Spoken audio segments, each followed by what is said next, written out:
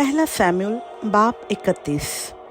और फिलिस्ती इसराइल से लड़े और इसराइली मर्द फिलिस्तियों के सामने से भागे और कोहिस्तान जिलबुआ में कत्ल होकर गिरे। और फिलिस्तियों ने साउल और उसके बेटों का खूब पीछा किया और फिलिस्तियों ने साउल के बेटों यूनतन और अबीनदाब और मलिक्योशवा को मार डाला। और ये जंग साउल पर निहायत भारी हो गई और तीर अंदाजों ने उसे जा लिया और वो तीर अंदाजों के सबब से सख्त मुश्किल में पड़ गया।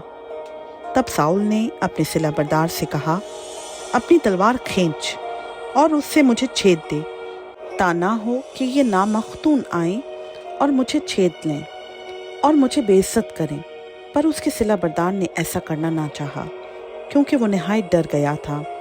इसलिए साउल ने अपनी तलवार ली और उस पर गिरा। जब उसके सिलाबरदार ने देखा कि साउल मर गया, तो वो भी अपनी तलवार पर गिरा और उसके साथ मर गया।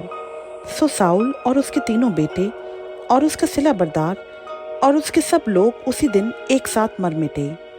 जब उन इस्राएली मर्दों ने जो उस वादी की दूसरी तरफ और यरदन के पार थे ये देखा कि इस्राएल के लोग भाग गए और साउल और उसके बेटे मर गए, तो वो शहरों को छोड़कर भाग निकले और फिलिस्ती आए और उनमें रहने लगे। दूसरे दिन जब फिलिस्ती लाशों के कपड़े उतारने आए, तो उन्होंने साउल और उसके तीनों बेटों को कोहे जिलबुआ पर मुर्दा पाया।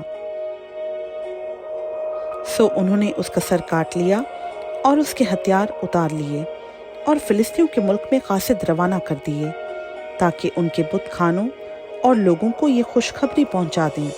सो उन्होंने उसके हथियारों को इस्तारात के मंदिर में रखा और उसकी लाश को बैतशान की दीवार पर जड़ दिया। जब यबीस जिलात के बाशिंदों ने इसके बारे में वो बात जो फिलिस्तियों ने साउल से की सुनी, तो सब बहादुर उठे और रातों रात जाकर साउल और उसके बेटों की लाशें बैतशान की दीवार पर से ले आए और यबीस में पहुंचकर वहां उनको जला दिया और उनकी हड्डियां लेकर यबीस में झाओ के दरख्त के नीचे दफन की और 7 दिन तक रोज़ा रखा। खुदा उनका पाक कलाम का पढ़ा, सुना, समझा और कबूल किया जाना हम सबों के लिए बाइस बरकत हो। आमीन।